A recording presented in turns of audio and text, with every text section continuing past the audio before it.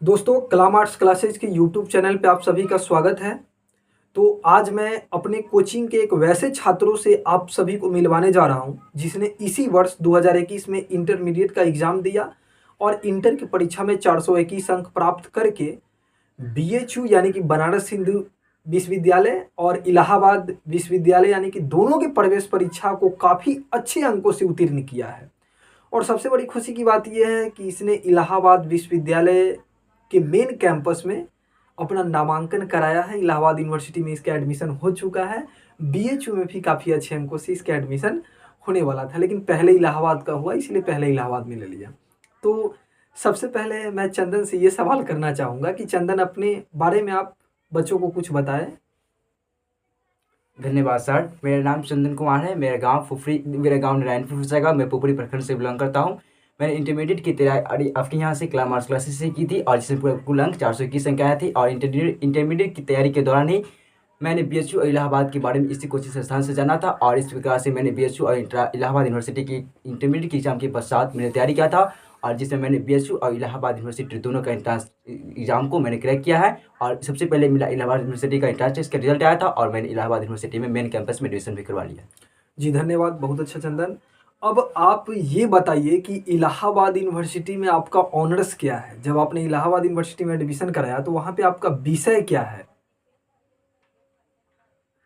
Sir मैंने जब वहाँ पे यूनिवर्सिटी की एंट्रांस टेस्ट में जब रिजल्ट एडमिशन करवाने गया था तो वहाँ पे मुझे प्रोफेसर के द्वारा कहा गया कि आपका बहुत अच्छा मार्क्स है और इसके तहत आप सब्जेक्ट कॉम्बिनेशन में जो भी आप चाहेंगे 10 सब्जेक्ट कॉम्बिनेशन के अंतर्गत जो भी होगा आप ले सकते हैं।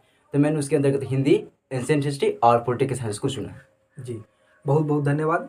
अब आप ये बताइए कि आपके मन में इलाहाबाद या बीएचयू में जाने का ख्याल कैसे आया? आपने कैसे सोचा कि इंटरमीडिएट के बाद इलाहाबाद जाओ या बीएचयू जाओ? आपको बताया किसने?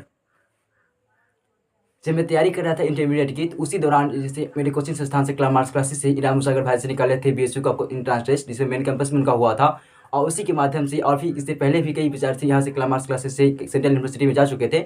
और अब मेरे सर भी जैसे कि रोहित सर भी है तो वो भी बीएचयू के क्वालिफाइड टीचर के रूप में हैं और उन्होंने दिल्ली विश्वविद्यालय का भी एंट्रांस टेस्ट क्लियर किया था। यहाँ इस समय यूजीसी नेट क्वालिफाइड भी कर चुके हैं। पीजी के दौरान सेम आर्ट्स क्लासेस के टॉपर भी रह चुके हैं। तो मुझे आपसे ही जानने का मौका मिला कि जैसे बीएचयू जाने के पश्चात वहाँ से जाने के पश्चात क्या होगा, बीएचयू इलाहाबाद से जाने के पश्चात ये होगा कि सेंट्रल यूनिवर्सिटी से पढ़ने के पश्चात ये मिलेगा जितने लोक सेवा में आयोग घुसाना होगा, जितने भी पीसीएस अधिकारी बनना होगा या फिर यूपीएससी के तहत जितने भी लोक सेवा आयोग में जाने का मौका वहाँ से मार्क्स सुगम पड़ जाएगा और इसी कारण मैंने वहाँ से जाने का मौका मिला। जी धन्यवाद। मतलब पूरे कहने का मतलब ये हुआ कि आप ये लेते हैं कि बीएचयू या इलाहाबाद यूनिवर्सिटी एक ऐसा सेंट्रल यूनिवर्सिटी है जो बच्चा को एक अच्छे प्लेटफॉर्म उपलब्ध कराता है जहाँ से बच्चा अच्छी पूर्वक पढ़ाई करे, उसके आगे का मार्ग और आसान हो जाता है। चलिए, तो अब आपसे अगला सवाल मैं ये करता हूँ कि आपने बीएचयू या इलाहाबाद यूनिवर्सिटी की तैयारी कैसे की कि आपका दोनों एग्जाम निकला और आपने दोनों में अच्छा अंक लाए? जब मैं इंटरमीडिएट में था तो उसी वर्ष के दौरान जब मैं इंटरमीडिएट में था तो उसी वर्ष के दौरान जितने भी सिलेबस होते थे इंटरमीडिएट के मैंने लिंक करके पढ़ा था और जितनी फुल सिलेबस के दौरान पढ़ा था और कोई भी दिक्कत नहीं होती थी जब पढ़ता था। तो बस बचा था कि मैथ हिस्ट्री की बात थी और कुछ करंट अफेयर्स की बात था तो मैंने यूट्यूब चैनल के माध्यम से उस चीज़ को कंप्लीट कर लिया था। 60 से लेकर 70% तक की तैयारी में इंटरमीडिएट में हो चुकी थी और इसलिए दोनों के एग्जाम में कोई दिक्कत नहीं हुआ। जी चलिए, बहुत बहुत धन्यवाद। अब आप ये बताइए कि आपके आगे का लक्ष्य क्या है? जैसे आप बीएचयू से अगर आप बीए कर लेते, सॉरी इलाहाबाद यूनिवर्सिटी से अगर आप बीए कर लीजिएगा, आपने लिया है नामांकन, तो फिर आप आगे क्या कीजिएगा? आपका आगे का गोल क्या है, बताइए। आगे इसके पश्चात जब बीएचयू इलाहाबाद यूनिवर्सिटी मैंने नामांकन ले लिया है और यहाँ से बीए करने के पश्चात या बीए के दौरान ही उसके तहत पीसीएस अधिकारी या फिर यूपीएससी की तैयारी करने को सोचा कि जिसमें भी हो जाएगा अपना काम कर लेंगे। उस वजह से यूपीएससी अधिकांशतः चांसेस है कि यूपीएससी में ही तैयारी करना है। जी चलिए, बहुत बहुत धन्यवाद। मैं यही उम्मीद करूंगा कि आप एक दिन यूपीएससी निकाल करके आए मेरे इस प्लेटफॉर्म पे और फिर से अपना इंटरव्यू दें। तो आपके मतलब आप ये पुपड़ी के बच्चों को आप कुछ बताना चाहते हैं? के बच्चों को आप क्या बताना चाहते हैं, आप ये बताइए। बताइए। मैं पब्लिक बच्चों को बताना चाहूँगा कि जैसे वो इंटरमीडिएट की एग्जाम की तैयारी इंटरमीडिएट में जब नामांकन लेते हैं तो इंटरमीडिएट जब पढ़ने आते हैं या फिर किसी भी क्लास में जब पढ़ने जाते हैं तो उनको बेसिक चीज़ को ध्यान रखना होगा। जैसे जिस टीचर के पास जाते हैं पढ़ने के लिए उनको पूरी चीज़ के बारे में उनका बैकग्राउंड भी जानना जरूरी होगा। जैसे कि जब मैं गया था तो रोहित सर के बारे में बहुत सारी चीज़ जान के गए थे कि उन्होंने क्या कर कि कहाँ तक क्वालिफाई सर है। तो मैं जाना था कि सर इस समय पीजी के दौरान है, पीजी में भी इनका बहुत अच्छा प्रदर्शन रहा है अपनी यूनिवर्सिटी के दौरान और कॉलेज में, और ये भी जाने थे कि सर DU यानी कि दिल्ली विश्वविद्यालय का इंट्रांस टेस्ट, BHU का भी इंट्रांस टेस्ट निकाले हैं, सर BHU से भी पढ़े भी है।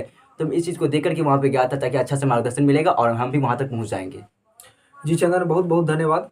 मैं पुपरी के सारे बच्चों को यही बात बताना चाहूँगा कि पुपरी का एजुकेशन सिस्टम ठीक हो सकता है जब आप दुकान पे कोई सामान खरीदने के लिए जाते हैं, जिस सामान का इस्तेमाल आपको थोड़ा दिन करना पड़ता है, तो आप जा कर के उस सामान के पूरा फीचर्स को जानते हैं, उसकी वैलिडिटी को जानते हैं और इसके बाद ही सामान खरीदते हैं। पूरा पूछने का आपका अधिकार है। तो क्या यहाँ पे जिस टीचर को आप अपना करियर का 2 साल देते हैं, जिसके पास आप इंटरमीडिएट या BA में अगर आप पढ़ते हैं 2-3 साल, क्या उस टीचर के बारे में जानने का आपका पूरा अधिकार नहीं है? आपका करियर उसके पास है। आप जिस टीचर के पास जाते हैं उसका पूरा क्वालिफिकेशन यानी कि उसका एकेडमिक बैकग्राउंड जान करके जब आप उस टीचर के पास पढ़िएगा ना, तो आप एक बेहतर टीचर का सिलेक्शन कर पाइएगा अपने लिए।